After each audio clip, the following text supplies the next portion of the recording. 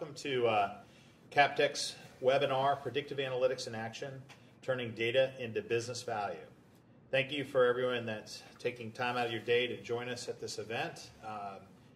CapTech, let me just tell you a few things about CapTech. We're a national technology consulting firm. We offer a full suite of services, including management consulting, systems integration, data management, and business intelligence. At CapTech, we design, implement, and integrate IT systems for America's most respected companies. CapTech is proud to be counted among Inc. magazine's fastest growing private companies. Also, last year in 2012, CapTech was ranked number 5 in Consulting Magazine's best firms to work for.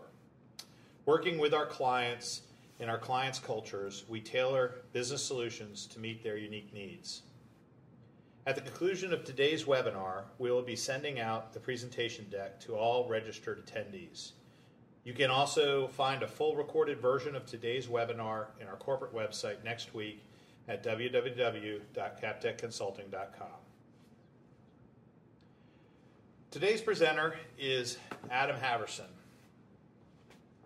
Adam Haverson is a CFA charter holder and a CPA with the CITP credential.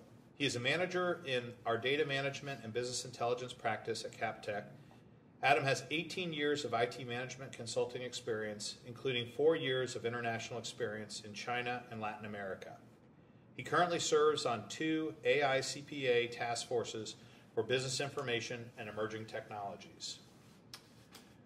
Today's webinar, as I've said earlier, is about predictive analytics, and you will understand at the end of today the definition of predictive analytics, how to make the business case for a predictive analytics project, and how to avoid critical missteps in the design and implementation of such projects. And finally, we're going to build and validate a human resources model to understand employee trends through a Gordy Stacks LLC hypothetical financial services case that Adam will be walking us through. If you have a question throughout today's webinar, please use the chat window to ask it of us. At the conclusion of the event, we will cover as many questions as time allows. We encourage you to share your thoughts during today's events on Twitter with hashtag #CapTechAnalytics, and you can find us on Twitter at CapTechListens. So without further ado, I'm going to turn it over to Adam Haverson. Adam? Thanks, Pete. So before we get started, I just wanted to explain the process we're going to go through today is going to be a mix of the business and the technical side of a predictive analytics pilot. And we're going to walk through it and really show how the value flows from the mobilization of the project all the way down to the end result and use of the model. So let's start with the definition. What is predictive analytics? What it really does, it uses information from the past to provide insights about the future. And that makes it distinct from simple reporting or even attribution. When a modeling application is explanatory or attributive, it means that it's dealing with looking at past data and explaining the relationships between the variables in that data. But when that same model is used to predict outcomes in the future, it's called forecasting. So a model that deals with attribution, historical attribution, and forecasting, they could be very similar, but there are also some substantial differences, and we'll talk about that. Predictive analytics is very valuable because it lets you optimize and avoid mistakes. Now, that's a completely different thing from explaining the mistakes you've made in the past. Avoiding them completely can be extremely valuable, and it can provide a competitive advantage that lets you blow the competition away. So it's looking forward is critically important, and it's more powerful than looking backward. And finally, for the same reason, predictive analytics is challenging because it depends on cooperation, diligence, technical prowess, cooperation between cross-functional team members that are aware of the data, where the skeletons are in the closet in terms of data quality, and the business, which understands the value of a tool that can look forward.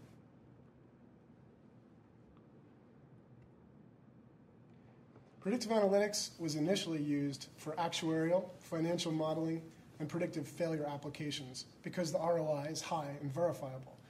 If you want to, if you're an insurance company and you're looking at how much to price a life insurance policy for, it's critically important that you use all the information available to determine what you're expecting to pay on that policy. Likewise, if you're looking at predictive failure analysis, There's a lot of technologies around looking at when hard drives will fail that allow people to protect their data. And it's also commonly used in predictive failure for bridges. There are some modern systems that put hundreds of sensors on bridges and look at the vibration, the acoustic data from those to look for differences and predict when they'll fail or when they need maintenance. Predictive analytics depends on statistical analysis, and most statistical techniques require extremely high computational resources. So as computation has become fast and cheaper, mid-sized companies and even large companies have been able to get much more powerful computers that can do a lot more data crunching. And that has elevated the practice of predictive analytics. In fact, a lot of the buzz around predictive analytics over the last 5 years is directly because it is possible to buy computers that can do the work. One of the things that's very important to understand, though, is that you can't predict without depending on good data. So if you look at the pyramid here, all the way at the bottom, we've got the source systems. And this may be paper. In the case that we're going to walk through today, we're going to be pulling information from paper resumes. In addition, there may be information in a time and billing system and in other locations in the company that aren't connected together. As you bring those together and you build a hub or a mart or a warehouse, you have an integrated data view, and that's very important from a modeling perspective. But you still may have significant problems with the quality of the data. So the next step in building up to prediction is cleaning the data. And this can be a very in-depth process. It can involve a lot of work. Some data is clean by nature. Some needs a lot of work to get it to a point where it's usable. Once you've staged your data and cleaned it, you can start to run a model that looks at the past. This is what we were calling explanatory or an attributive model. And it is very important to understand what caused the history to happen. But it doesn't give you the same power that being able to look forward and make good strategic decisions. So finally, the last step is creating a predictive model. As you move up this pyramid, the difficulty increases, but so does the value.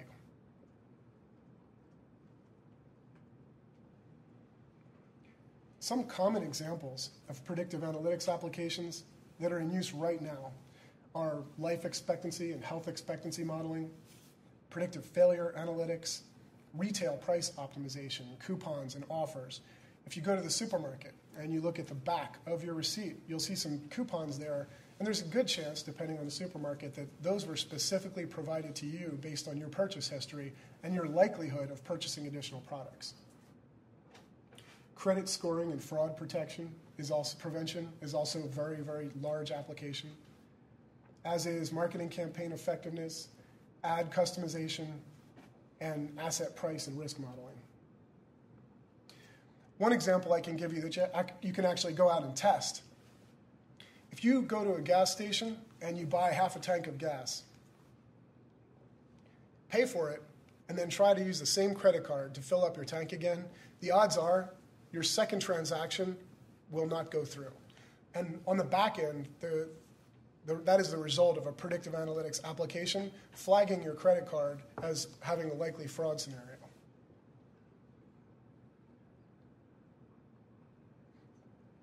All right, so moving on to our hypothetical company, Gordy Stacks LLC. It's a mid-sized financial services company specializing in investment products and business loans. There's a widespread agreement amongst management that a well-executed predictive analytics program has the potential to add a lot of value. But management acknowledges that there's very little internal experience in predictive analytics and modeling. And on the other hand, competitors and other industry participants are increasing their investment in analytics. So last year, Gordy's board approved a strategic plan that includes a directive to increase the use of data-centric tools for planning and strategy. The 3-year plan includes the following high-level goals: inventory and prioritize siloed data for cleaning and centralization based on potential business value. So this would mean going out to your source systems and figuring out what you have, what may be valuable, and bringing it into a mart. Number 2, create visual reporting infrastructure on this data and provide extensive end-user training to users. This is very common. In almost every company where I consult, there's some form of directive to train business analysts who are not necessarily having an IT function to be able to work with visualization tools to sort through data and find insights in that data. Number 3, identify opportunities where predictive modeling could directly add value to the business. And 4, select and execute a predictive analytics pilot program.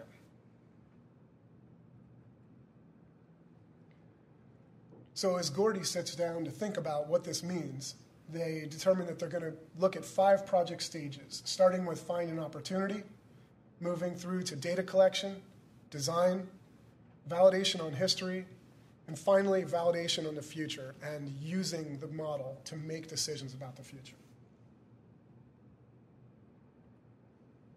Stage 1, we're going to look at how they find their opportunity. So we're very business focused here. This is coming from the directives that the board has handed down, and Gordy CIO creates a leadership team.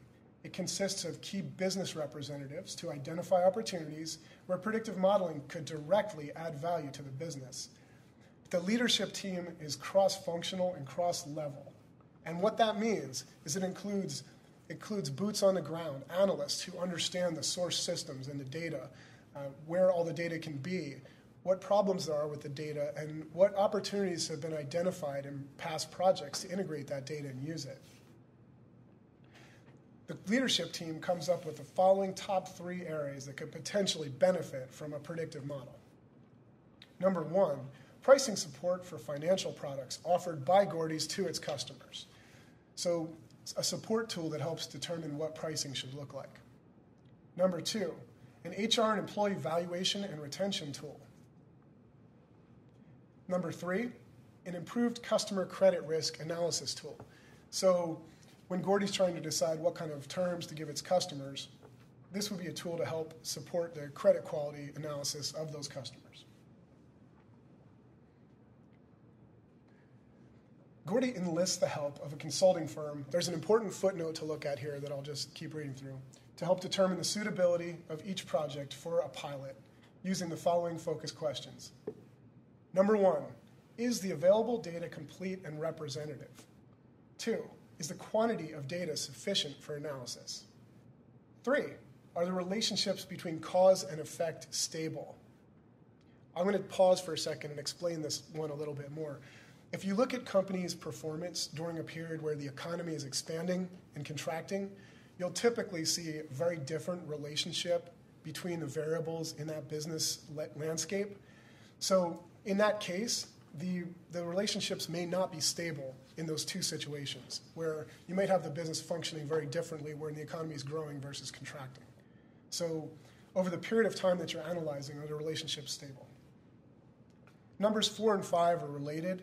Is there a clear way to define and validate model success, and then to attach business value to that success? In our case, we're going to use dollars for value, but that's not necessarily the case.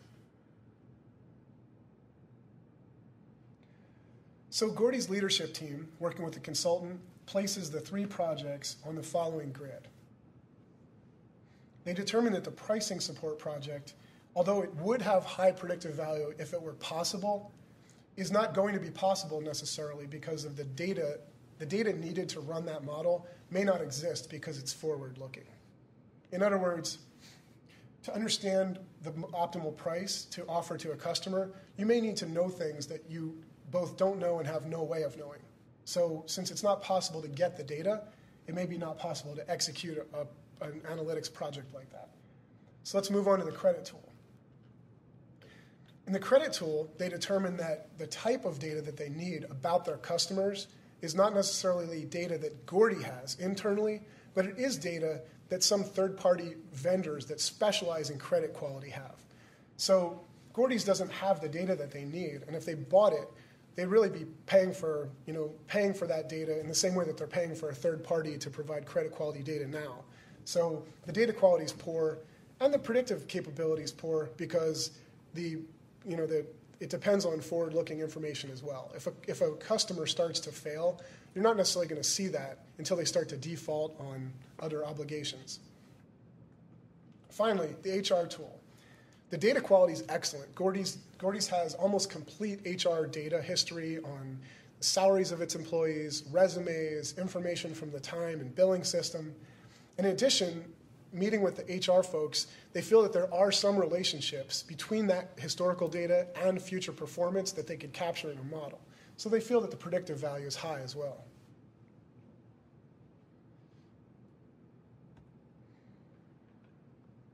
So when we look at the core functions of HR, now that we've chosen this tool, we want to make sure that we all agree on the scope of this pilot. What can it do and what can it do and what should it do? So HR comes up with a few of their kind of top core functions that they feel may be viable candidates for a predictive analytics pilot. Number one, participate in demand planning and set hiring goals based on business needs and employee retention. The support role for the pilot here could be to increase the accuracy of retention losses for the upcoming period. The second function is to find, interview, and hire candidates with the greatest value to the company. The support role here could be to provide estimates of candidate tenure, success with clients, and marginal revenue generated. We're going to focus on the first one of these bullets here in the example that we give today.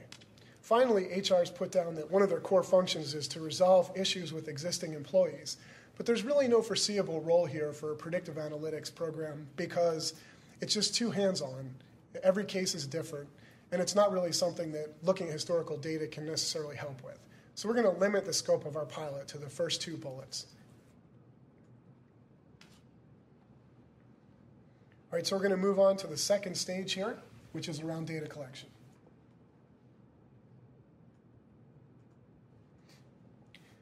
The team sits down together, and their brainstorming sessions, they come up with the following list of available data elements that may be relevant to predictive analytics. Total hours worked by employee and quarter, the salaries of each employee with their job title and quarter, hire dates, extracts from exit interviews, annual reviews, and bonus information. If you're thinking that we shouldn't share that information with everybody, hold your horses, we will definitely get to that. So years since undergrad, at the point of hire, the quality of the last school that a candidate attended, the type of degree that they received, whether or not they relocated upon hire, the percentage that they travel for the company, the years of prior jobs, the department that they worked in, and finally their manager.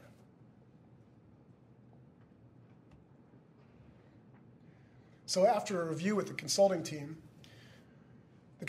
makes the following suggestions. In addition to looking at the data that you own, that you have internally, we should bring in some information about the economy at those points in time, because that can be very relevant to retention. So let's bring in the GDP growth, forward GDP growth projections and the actual current GDP when the employee was hired and for each quarter that they worked. Let's bring in Gordy's growth projections at a point in time. So if it was February 20th in 2010, what was Gordy's landscape? What did they expect to grow over the next 12 months? That could be very relevant to employee retention. Gordy's retention rates by job function and year. Unemployment rates by job function and year for professional employees. And participation by employees or candidates in volunteer activities. The consulting firm just calls out that this may be highly correlated with someone's willingness to contribute internally and with retention in general. So since we can, for many resumes, extract that from the resume, let's pull it in. It could be noisy data, but that's okay. But it could still have predictive power. The next thing we do is we sit down internally with Gordy's legal and HR departments. We review the information that we want to track and kind of go over our basic idea for the model. Legal weighs in, and they underline that anything we do must comply fully with equal opportunity employment provisions, and this should be taken into strict consideration. And if we have any concerns that something we're doing may violate that, we should immediately stop, take a pause, and speak with them. And HR adds that salary and bonus information should be normalized instead of showing the raw dollars to show percentiles only and anonymous IDs in place of names. So instead of seeing John Smith, the data team is going to see, employee ID 100214. And instead of seeing that John Smith had a salary of $85,000 a year, we're going to see that his salary for his job title was in the 53rd percentile. That way it's fully anonymized in a way that we don't have to worry about who sees it on our team.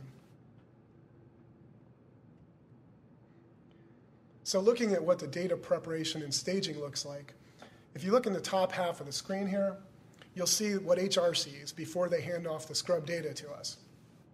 Full name. They're going to generate a unique identifier for this project. So they're going to associate Betty Gonzalez with employee ID 10024. What they know is that her salary is $85,000 in the fourth quarter of 2011, and that her job title was senior manager.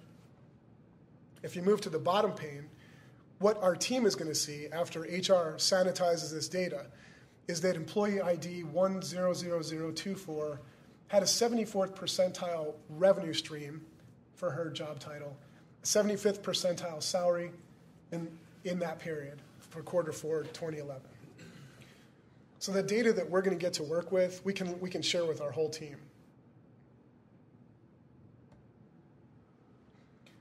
Here's some additional data and how it's staged.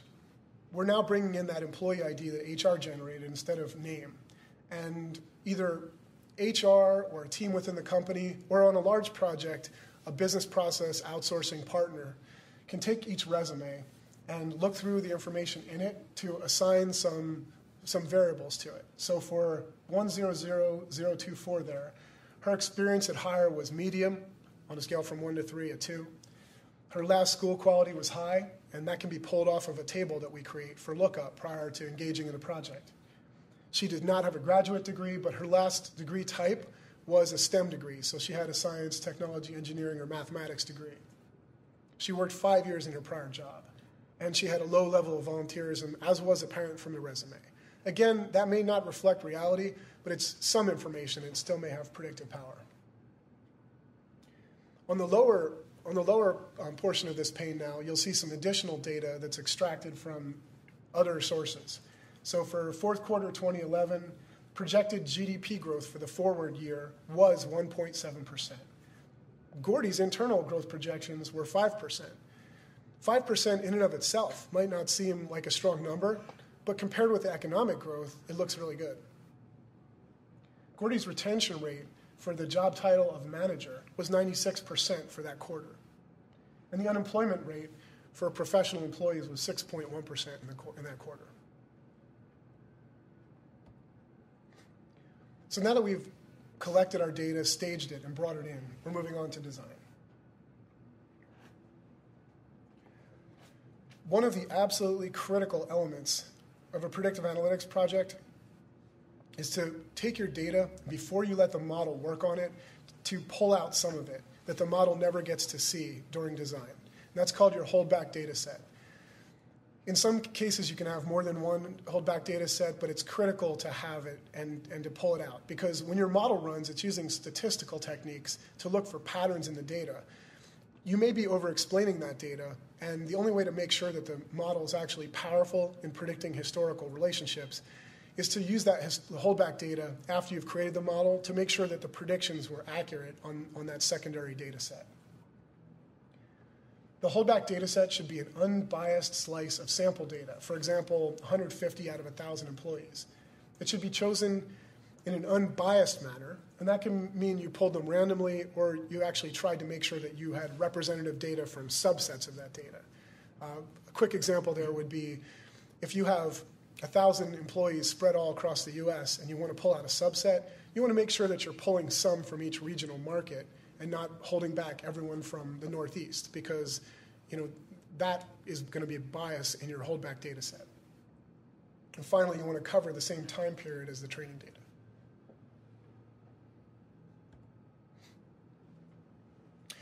I'm going to spend a minute or two on this slide and give some background on it first. One of the things that we're going to do at this stage is to use data visualization tools to step through our data. It's very important that we have participation here from subject matter experts that can help us identify patterns and determine whether patterns make sense.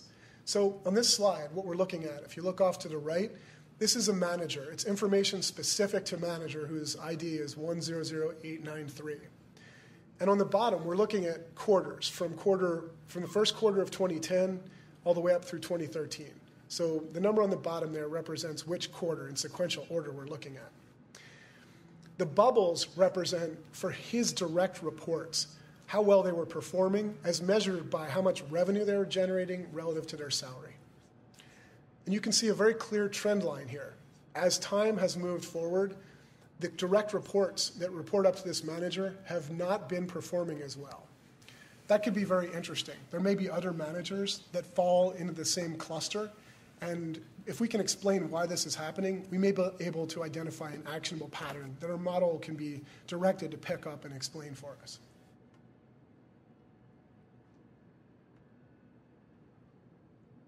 All right, so let's move on to talking about setting up the model.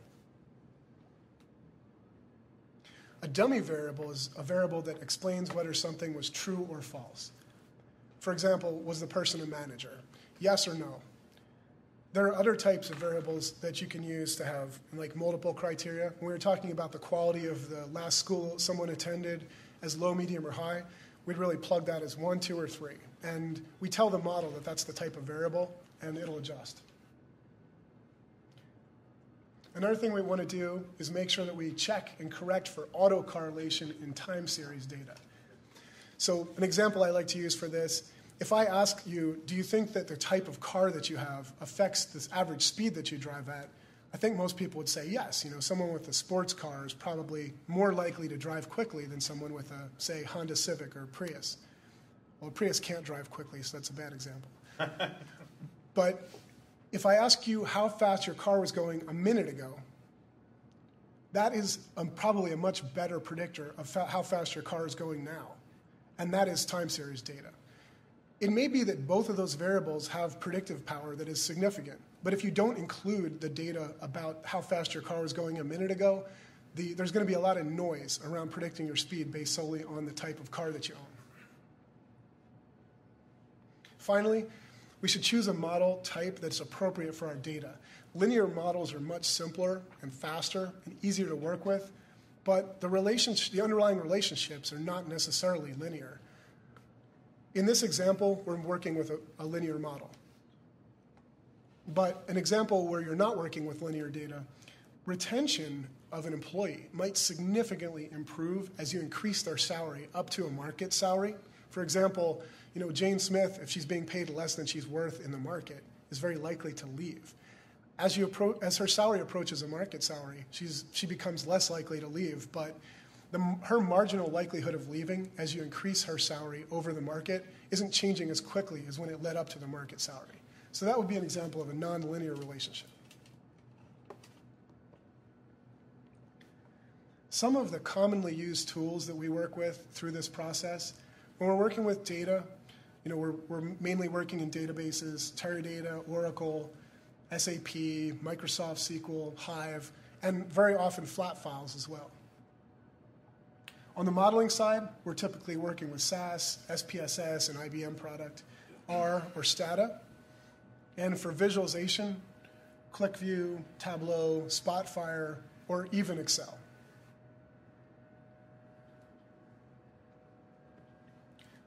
The next slide is a few screenshots and pullouts from SAS. On the right here, we're looking at descriptive statistics. In the middle, we're looking at some code. And in the top left, we're looking at a data creation model. For our next slide, I'm going to hand off to Eric Genvy, who's one of our SAS certified developers. And he's going to take you through about 1.5 minutes of going through a regression in SAS to look at the relationships between some of the data that we're working with. So this is the SAS Enterprise Guide tool. There's 3 main windows. The first window is a network with nodes for all of our data and the models on the data. The second window is a list of those nodes, and then the bottom left has a list of all of the databases and the data inside those databases. So we'll look into a program. This is a pretty typical program reading in our data. You can see the variables for the data. Those are the 4 data sets that Adam was talking about earlier. So we'll go ahead and look into one of those data sets, the HR billing data set. So you can see it presents itself as a typical spreadsheet, pretty easy to read. And what we're going to do now is build a model on the data. What we'll do is go ahead and do a linear regression model. There's 2 ways to do this in SAS. We can either do it using the writing the underlying code, or we can use a very handy wizard that SAS provides. So we'll choose revenue to cost ratio as our dependent variable, the variable we want to predict. And we'll take 3 variables as explanatory variables to use to predict the value of revenue to cost ratio. So we hit run, and the output of the model displays. It's pretty standard statistical tables, ANOVA tables, that help us to see the power of the model and see the level of predictive power that each variable has on revenue to cost ratio. So this is a pretty simple example, a linear regression, one that we might do as a first pass analysis. And now Adam's going to get into the model that we actually chose to use on the data. Thanks, Eric. All right, so in our sample for Gordy's here, after we crunch all of the data that we pulled out, go through a couple iterations of looking where our predictive power is, what we end up with is the following model. The predicted retention period in quarters, so 1 is equal to 3 months, of an employee is equal to 0.35 times their salary percentage above market, minus 2 times their travel ratio. So if they traveled 10%, 0.1 times 2 would be 0.2. Plus quarters since when they were hired times 0.2. So someone who had been working with the company for 10 quarters already would be picking up an expected retention of 2 quarters. Plus Gordy's growth projections in excess of GDP times 0.25. Minus 1 if they were not a local hire. And a 0.75 times their manager's quality. So we're actually getting a benefit here in retention if they have a good manager. So what we've done is we've taken that equation that we looked at in the last slide, and we've plugged it in for 2 candidates and 2 employees so we can compare them side by side. You can see in the top row there, they all start off with a retention base of 13.2. The 2 candidates have very different expectations in retention based on their salary differential. So candidate 1 is being paid a little bit above market, and that's increasing our expectations of their retention, whereas candidate 2 is being paid a little bit below market. You see that same basic relationship in the employees as well. For travel percentage, candidate 2 and employee 2 both have some travel, and that's reducing our expectations of how long they're going to stay with the company.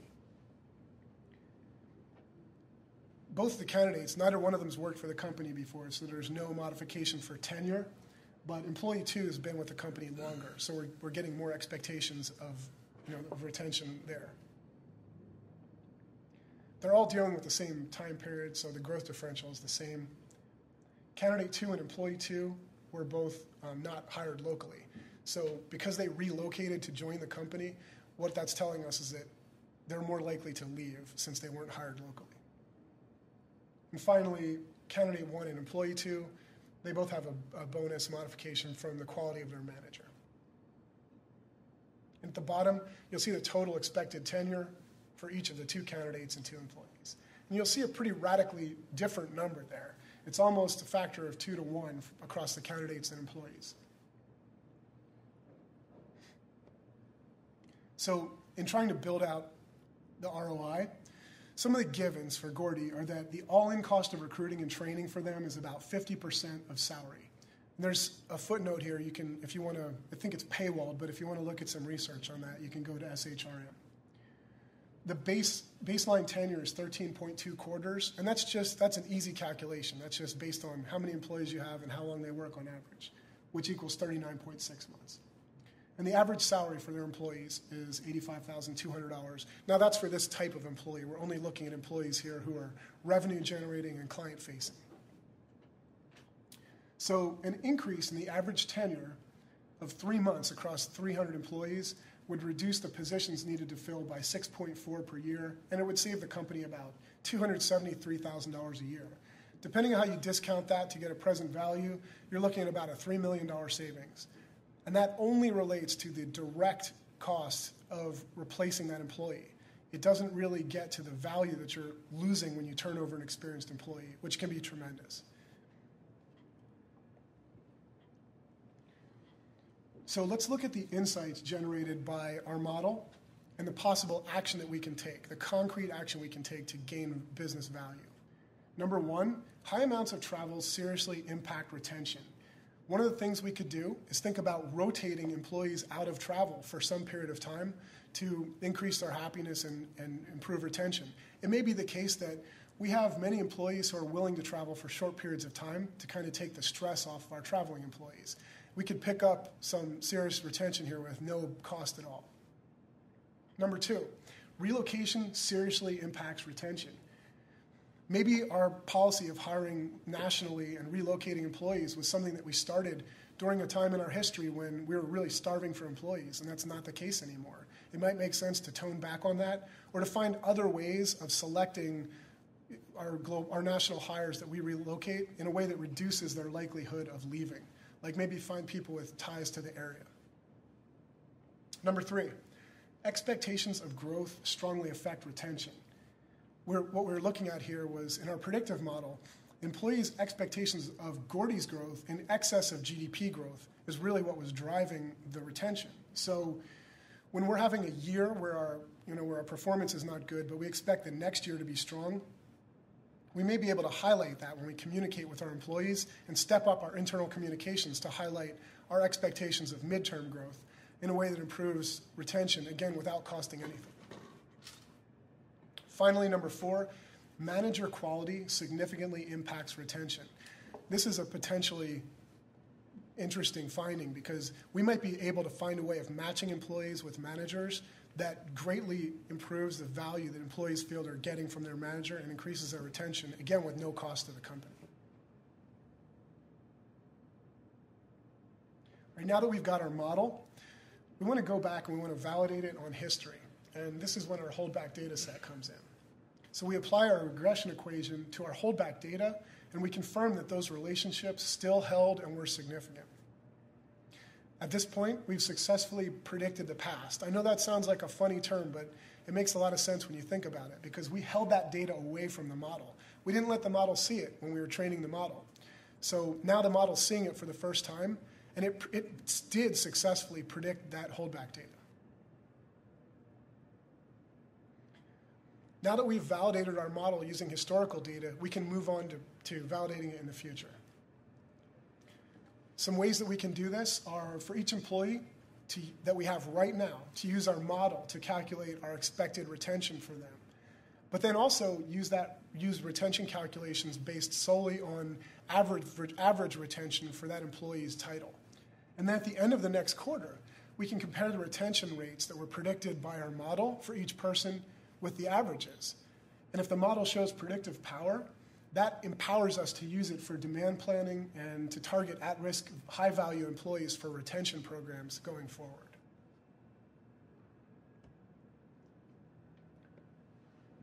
All right, so I'd like to move on to just kind of summarize our findings. One is that predicting is harder than explaining, and explaining is harder than reporting.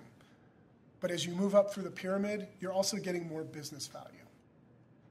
Number two, whenever we are bringing together a design, we should use empowered cross-functional, cross-level teams that have business authority to make decisions, are going to be listened to by executives, but that also have boots on the ground, deep knowledge of our systems and data. Number three, collect data early and often because you might need it later.